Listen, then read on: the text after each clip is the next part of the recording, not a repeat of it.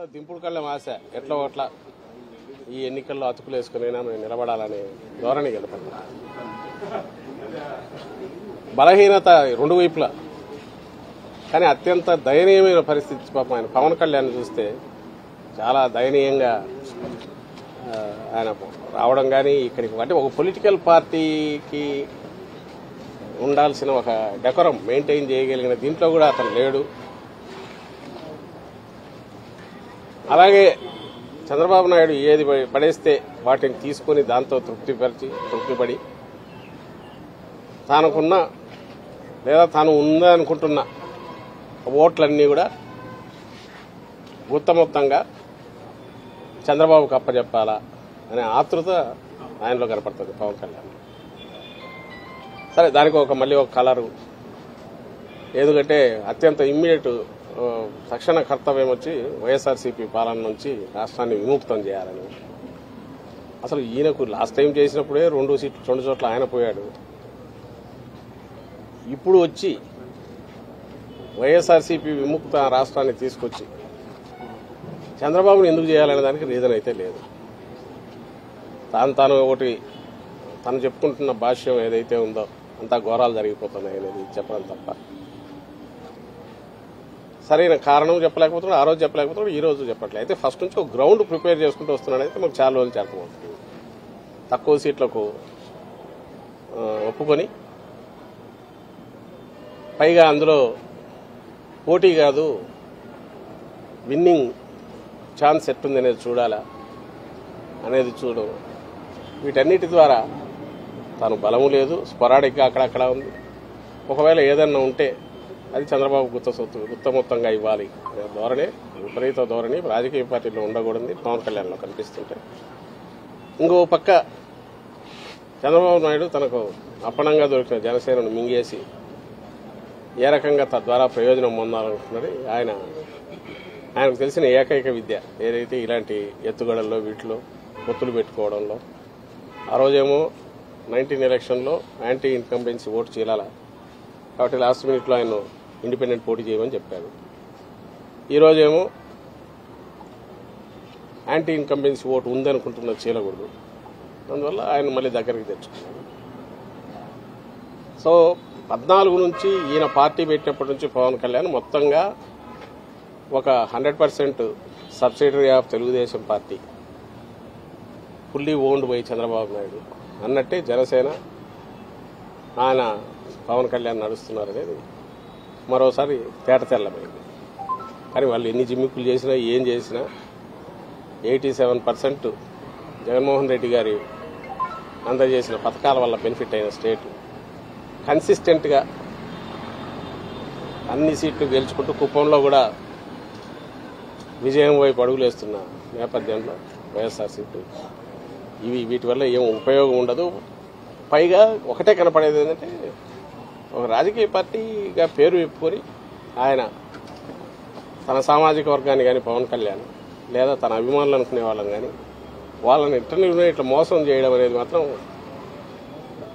చూస్తే ఆయన చూసేదానికి జాలి కంటే కూడా ఆయన అభిమానించే వాళ్ళని చూస్తే జాలి కలుగుతుంది, పాపం అనిపిస్తుంది. ఇలాంటి లీడర్ అనుకునేవాడిని నమ్ముకోవడం ముందు పెట్టుకోవడం అసలు పార్టీలాగా కూడా వ్యవహరించలేకపోయిన పరిస్థితి అనేది అక్కడ బాగా కనపడుతుంది. సార్, చంద్రబాబు తన కుటుంబానికి 3 సీట్లను ప్రకటించున్నారు, కానీ జనసేన పార్టీ అధినేతగా పవన్ కళ్యాణ్ కనీసం తన సీట్లు కూడా ప్రకటించుకున్న అది నేను అంటున్నా కదా. అసలు 24 అది అనౌన్స్మెంట్ కూడా పవన్ కళ్యాణ్ కాకుండా ఆయన చేయడం, అంటే జనసేన ఎన్ని సీట్లు పోటీ చేసి 175లో కూడా ఆయనే చెప్పడం. 24 ఆ 24లో ఎంతమంది ఈయన క్యాండిడేట్ ఉంటారు, అవన్నీ చంద్రబాబు నాయుడు పెట్టే క్యాండిడేట్లే ఉంటారు. వాళ్ళల్లో కూడా ఎక్కడికెక్కడ బహుశా బీజేపీ కూడా దాంట్లోనే ఇస్తారేమో తెలియదు. 24లోనే చంద్రబాబు నాయుడు ఈయన చంద్రబాబు నాయుడు చేస్తున్న ఎత్తులు ఏమున్నాయి ఉన్నాయో ఇటుపక్క బీజేపీతో పొత్తు పెట్టుకోవాలనే ప్రయత్నం, ఆ ఆత్రం. ఇంకో పక్క మన పవన్ కళ్యాణ్ దీన్ని పూర్తి మింగేసి దాని బదులు ఏదైతే ఇప్పుడున్న సిచ్యువేషన్ చూస్తే ఆయన పవన్ కళ్యాణ్ సొంత పార్టీ బదులు తెలుగుదేశం పార్టీ ఉపాధ్యక్షుడు లేదంటే తెలుగుదేశం పార్టీ రాష్ట్ర అధ్యక్షుడు తీసుకునే సరిపోయేది అనిపిస్తుంది.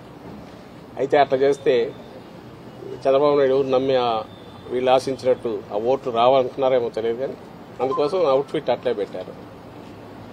పెట్టేసి ఈ డ్రామా ఆడుతున్నారు. ఇప్పుడు రేపు ఒకవేళ బీజేపీ వస్తే వాళ్ళకు కూడా దీంట్లోనే వచ్చే ప్రయత్నం చేస్తారేమో తెలియదు. ఏది చేసినా అసలు పవన్ కళ్యాణ్ ఎక్కడ పోటీ చేస్తున్నాడో తన సీటుని చెప్పుకునే పరిస్థితి ఉంది. ఈరోజు వచ్చినట్లు ఆయన ఉన్నట్లేదు అనుకుంటా.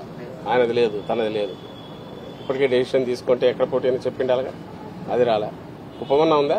కుప్పం అనౌన్స్ చేశాడా? తను అనౌన్స్ చేశాడు. ఈయనదైతే అది కూడా చెప్పుకునే పరిస్థితి ఉన్నట్ల. కనీసం తన సీటు తను కూడా చెప్పుకోలేకపోతున్నాడు. మరి అది కూడా ఆఖరణ చంద్రబాబు నాయుడు అన్ని ఈక్వేషన్స్ చూసి ఎక్కడ పొమ్మంటే అక్కడ పోతాడేమో తెలియదు. 24 సీట్లు జనసేన పోటీ చేస్తానని చెప్పి పవన్ కళ్యాణ్ అన్నారు సార్, కానీ 5 సీట్లు మాత్రమే ప్రకటించారు. అంటే మిగతా సీట్లో క్లారిటీ లేరా, అభ్యర్థి లేరా? చెప్తున్నా కదా, మిగిలిన సీట్లు చంద్రబాబు నాయుడు డిసైడ్ చేయాలి. అది జనసేన కూడా ఈయనే ఇవ్వాలి. అసలు ఫస్ట్ థింగ్ 24 సీట్లు, అసలు 175 వైఎస్ఆర్సీపీ నిలబడినాం. 2014 మాకున్న ఇది వచ్చి 18 సీట్లలో పోటీ చేయడం ఒకటే. అంతకుముందు పులివెందుల ఇది గెలుచుకోవడం. అలాంటిది 2014లో ఎన్నికలకు మొత్తంగా ప్రిపేర్ అయ్యాం. అంతకుముందు స్థానిక సంస్థలు కానీ అంటే రాజకీయ పార్టీ విశ్వసనీయత కలిగిన నాయకుడు ఉంటే ఆ పార్టీ స్ట్రక్చరు 175 కాన్స్టిట్యున్సీలు 175 పెట్టాము. తెలంగాణలో కూడా ఎక్కడైతే మేము వద్దనుకున్న చోట కూడా కొన్ని చోట్ల పెట్టాము. 6% ఓట్స్ ఆ రోజు తెచ్చుకున్నాం పోటీలు. ఇందులో ఒక పార్టీ ఎట్లుండాలి రాజకీయ పార్టీ అనేది జగన్మోహన్ రెడ్డి గారు చూపిస్తే, ఒక అవుట్ఫిట్ ఏదో పెట్టుకుని ఇది రాజకీయ పార్టీ అని చెప్తున్నది ఏదైతే జనసేన అంటున్నారో, ఇంత దరిద్రంగా ఇట్లా కూడా ఉంటారా అనేది చూడాలంటే ఆయన్ని పవన్ కళ్యాణ్ గారిని చూస్తే కనపడుతుంది. అందుకోసమే మీరు గమనిస్తే పార్టీ స్ట్రక్చరు ఏర్పాటు చేసుకోవడానికి కానీ 175 నియోజకవర్గాల్లో ఒక ఇన్ఛార్జిని పెట్టుకునే ప్రయత్నం కానీ, అలాగే పార్టీ తరఫున కింద కమిటీలు వేయడం కానీ ఎందుకు చేయలేదంటే రేపు డిమాండ్ పెరుగుతుంది, చంద్రబాబు నాయుడుకి ఇబ్బంది కలుగుతుందని. జస్ట్ ఊరికే పార్టీ పేరు, గాజు గ్లాస్ గుర్తు ఈ రెండు పెట్టుకున్నాడు. అండ్ నేను ఇంతకుముందు అన్నట్టు 100% ఓన్డ్ సబ్సిడరీ కింద చంద్రబాబు నాయుడు అందరిని డిసైడ్ చేస్తాడు. ఇక్కడ విమర్శలను అక్కడ తీసుకెళ్లొచ్చు. అది ఇంకా ఆలోచించుకోవాల్సింది ఈయన మీద హోప్ పెట్టుకుని పవన్ కళ్యాణ్ మీద ఇన్నాళ్ళు కలలు గంటూ వచ్చిన వాళ్ళు ఎవరన్నా ఉంటే వాళ్ళు ఆలోచించుకోవాలి. వాళ్ళ పరిస్థితి ఏంది, వాళ్ళ ఆఖరికి ఏమి ఇది అవుతుంది అనేది వాళ్ళు ఆలోచించుకోవాలా. ఇప్పటికైనా రియలైజ్ కావాలా.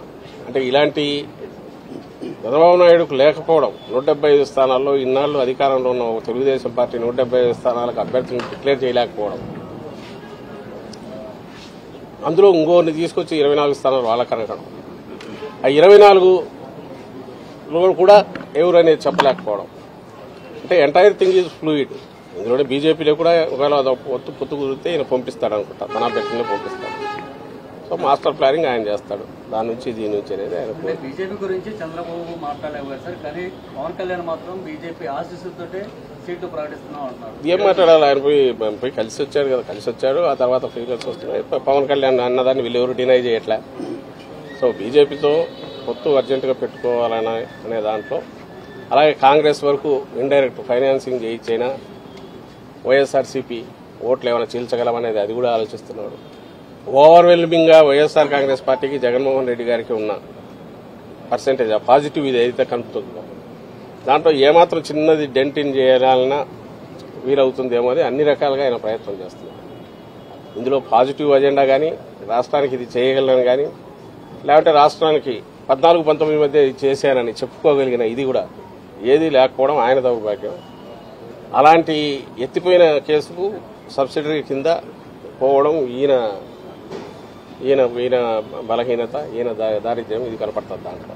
వైసీపీ సిద్ధం అంటుంది, యుద్ధం చేస్తామని టీకే అన్నారు. మీరు రెడీగా ఉన్నారు? దేని మీద చేస్తారు? 24 మందిని పెట్టి ఆయన పెట్టుకుని 24 మంది కూడా ఎవరు అభ్యర్థులు తెలియకుండా, అది కూడా ఆయన ఇంటికి వెళ్లి చంద్రబాబు ఇంటికి వెళ్లి ఆయన అనౌన్స్ చేసి ఈయన ఎవరి మీద యుద్ధం చేస్తాడు? గాల్లో తిప్పుకోవాల్సిందే, తిప్పడం తప్ప.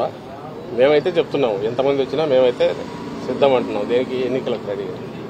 నువ్వు ఆయన యుద్ధం అనడానికి నువ్వు 175 కాన్స్టిట్యూన్సీలు నీ మనుషులు ఎవరన్నా ఉన్నారా? లేక 24 కైనా నువ్వేమన్నా అనౌన్స్ చేయగలిగావా? చిలక పలుకులు పలికితే సరిపోతుందా? ఆయన అనుకున్నవి, చంద్రబాబు అనుకున్నవి నేను చిలక పలుకులు పలుకుతున్నాడు తప్ప అంతకుమించి తనకు సొంతం ఏమన్నా ఇది ఉంటాయి కదా. ఆ చిలక పలుకుల ద్వారానే ఇన్నాళ్ళు వాళ్ళు మీడియాలో రాసుకోవడం ద్వారా ఒక నెరేటివ్ ఏదో బిల్డ్ చేసే ప్రయత్నం చేశారు. రాష్ట్రంలో ఏదో ఘోరాలు జరిగిపోతున్నాయి. అయితే ఎందుకు నిలబడవంటే, నేను ఇంతకుముందు అన్నట్టు 87-90% మంది బెనిఫిట్ అయ్యారు ఇక్కడ రాష్ట్రంలో. ఏదో ఒక రకంగా కన్సిస్టెంట్గా అవుతున్నారు.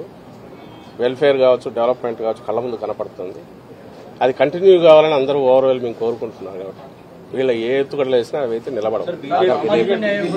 బీజేపీతో పొత్తున ఆల్రెడీ ప్రయత్నాలు చేశారు. ఇప్పుడు ఇద్దరు రెండు పార్టీలు అనౌన్స్ చేశారు. అంటే బీజేపీతో పొత్తు లేనట్టని భావిస్తున్నారు. బీజేపీ పొత్తు పెట్టుకోవాలని ఆత్రంగా ఉన్నాము. అయిపోయింది ఆల్మోస్ట్. నిన్న ఏదో చార్టర్డ్ ఫ్లైట్ అన్నారు, మొన్న పోతున్నాం అన్నారు. పవన్ కళ్యాణ్ అది బయటకు వెళ్ళిపోయిమంటారు. నెక్స్ట్ చంద్రబాబు పోతాడన్నారు. వాళ్ళు ఎవరు పెట్టుకునేది అదొక పార్టీ. సరే ఇది జనసేన కాదు కానీ చంద్రబాబు నాయుడు ఒక పార్టీ అని ఆయన చెప్పుకుంటున్నాడు కాబట్టి అది వాళ్ళ నిర్ణయం పెట్టుకుంటారు లేదా. కానీ పెట్టుకునే దానికి వెంపర్లాడుతున్నాడు. అది పెట్టుకుని తద్వారా ఏదన్నా కొంత ఓట్లు గెయిన్ చేసుకోవాలని చూస్తున్నాడు. సకల శక్తులు కూడగట్టుకుని మమ్మల్ని ఢీకొనాలని చూస్తున్నాడు. లాస్ట్ డిచ్ ఎఫర్ట్స్ అంటారు కదా, దింపుడు కళ్ళ మాస, దాంతో ప్రయత్నం చేస్తున్నారు అనే దాంట్లో భాగంగా ఆయన పోయి అమిత్ షాను కలవడము, బీజేపీ వాళ్లతో లోపాయికారిగా ఈయన ఏజెంట్లు ఉన్నారు కదా అక్కడ టీడీపీలోంచి బీజేపీలో ఉన్న 4-5 నాయకులు, వాళ్ళ ప్రయత్నాలు ఇవన్నీ మీ మీడియాలో మీరే రాస్తున్నారు, బయటకు వస్తున్నాయి. అంటే ప్రయత్నాలు అయితే చేసుకుంటున్నాడు. అభ్యర్థులుగా పెట్టి రాష్ట్రం మీద కుదురుతుందని చంద్రబాబు. ఏది వైసీపీ రౌడీలను అభ్యర్థులుగా పెట్టి రాష్ట్రం మీద కుదురుతుందని చంద్రబాబు. ఆయన ఏదన్నా అనుకోవచ్చు. ఎవరు అనేది ప్రజలకు తెలుసు. ఆయన కేవలం పడికట్టు మాటలు 4 పెట్టుకునేందుకు మాత్రం ఎవరు ఇది అవుతుంది. ఈరోజు ఇది అంటున్నాడు, రేపు ఇంకొకటి అంటాడు. అసలు రాష్ట్రం నాశనం అయిపోతుంది అంటాడు, ఇంకో శ్రీలంక అయిపోతుంది అంటాడు. ఈయనేమో మరి ఆయన అనౌన్స్ చేసేవేమో మన ఎప్పుడో లెక్కేస్తే 30,000-40,000 కోట్లు అవుతుంది ఒక స్కీమే ఆయన చెప్పినట్టు ఇస్తే. కానీ ఎప్పుడు ఇవ్వడు తెలుసు. అందులో 0.5% ఏమైనా ఇస్తే ఇస్తాడు. గతంలో హిస్టరీ మనం చూస్తే అలాంటిదే ఉంది ఆయన హిస్టరీ అంతా. జనం నమ్ముతారు, జనం గొర్రెల్లాగా నమ్ముతారు. తను 5 ఏళ్ళు అయిపోయింది కాబట్టి మర్చిపోయి ఉంటారని అనుకుంటున్నాడు కాబట్టి ఆయన ఏదైనా మాట్లాడతాడు. మామూలు ఉద్దేశించి కూడా ఎలాంటి మాటలైనా మాట్లాడతాడు. బట్ అల్టిమేట్గా ప్రజలు అనుభవించినారు, ఆ పీరియడ్ అనుభవించినారు. పాజిటివ్ సైడ్ ఈసారి కూడా వాళ్ళ ఎక్స్పీరియన్స్ డిఫరెంట్గా ఉంది. ఫస్ట్ టైం ప్రజలది వైఎస్ఆర్సీపీ పాలనలో. కాబట్టి దే హావ్ ఆల్రెడీ డిసైడెడ్ అని మాకు వస్తున్న దీంట్లో కనపడుతుంది. మా సర్వేలో కానీ మాటలో కానీ ప్రమాణం కనపడుతుంది. We will sweep last time కంటే బెటర్ ఇది ఉంటుంది. 175 టార్గెట్ మాది అట్లే ఉంది. సామాజిక న్యాయం మీ పార్టీ ప్రతిసారి సామాజిక న్యాయం అంటుంది. ఇప్పుడు ఇస్తే అదేమైనా కనిపిస్తుందా టీడీపీ పాలిటిక్స్? అసలు అది ఆ లిస్టే దానికి ఏదైనా ఒక ఇది లేదు, శాంక్టిటీ లేనప్పుడు దాంట్లో మళ్ళీ దానికోసం వెతకడం చూసేది. ఇంకా అందులో అనౌన్స్ చేయాల్సిన అతను సామాజిక న్యాయం మా వైపు నుంచి అయితే ఒకరితో పోల్చుకోవాల్సిన పరిస్థితులు అయితే లేవు. ఈయన క్రియేట్ చేసిన బెంచ్ మార్క్ ఏదైతే ఉందో జగన్మోహన్ రెడ్డి గారు, అది దాని దగ్గరికి రావాలంటే వీళ్ళ వల్ల జన్మలో కాదు. ఎందుకంటే వీళ్ళు ఎప్పుడు ఆ తరహా ఆలోచించలే. సోషల్ ఇంజనీరింగ్ గురించి ఆ ధైర్యము చేయలే. ఒక జగన్మోహన్ రెడ్డి గారు ఎందుకు చేయలేదంటే ప్రజలతో డైరెక్ట్ ఆయన దీంట్లోకి వెళ్ళిపోయారు. అండ్ ప్రజలు ఆయన్ను పూర్తి నమ్ముతున్నారు, విశ్వసించారు. ఇలాంటి నాయకుడు మాకు కావాలంటున్నారు కాబట్టి ప్రజల ఆకాంక్షలను అర్థం చేసుకున్నారు కాబట్టి ఆ బ్యాలెన్సింగ్ సోషల్ ఇంజనీరింగ్ అనేది ఆయన సక్సెస్ఫుల్ చేయలేదు. వీళ్ళ చేత ఏమవుతుంది, వీళ్ళు పెట్టుకున్నదాండే నానా చోట్ల పడి ఎట్లా అన్ని అతుకులు వేసుకుని ఎట్లా రావాలని వీళ్ళు చూస్తున్నారు. ఆ ప్రయత్నం కూడా చేయలేరు. ఒకవేళ చేసినట్టు లేక అంకెల్లో చూపాలని చూసినా జగన్మోహన్ రెడ్డి గారు చేసింది ఒక పోటీ దగ్గరే కాదు, మొత్తం ఎంటైర్ స్పెక్ట్రంలో చేస్తూ వచ్చారు. జీవితాల్లోనే మార్పు అట్లా తీసుకొచ్చారు. నామినేటెడ్ పోస్టులు కానీ మిగిలినవి కానీ క్యాబినెట్ దగ్గర నుంచి కింది వరకు జెడ్పీలు కానీ లోకల్ బాడీస్ ఇవన్నీ చూసినప్పుడు వీళ్ళెక్కడ తట్టుకుంటారో వీళ్ళెక్కడ పోటీ పడతారు. మన ఊరికే పిగ్మీలాగా ఎట్లా మరుగుజుల్లాగా ఉండాల్సింది తప్ప ఆ విషయంలో సోషల్ ఇంజనీరింగ్లో అంతకుమించి అయితే వాళ్ళు చేయగలిగింది.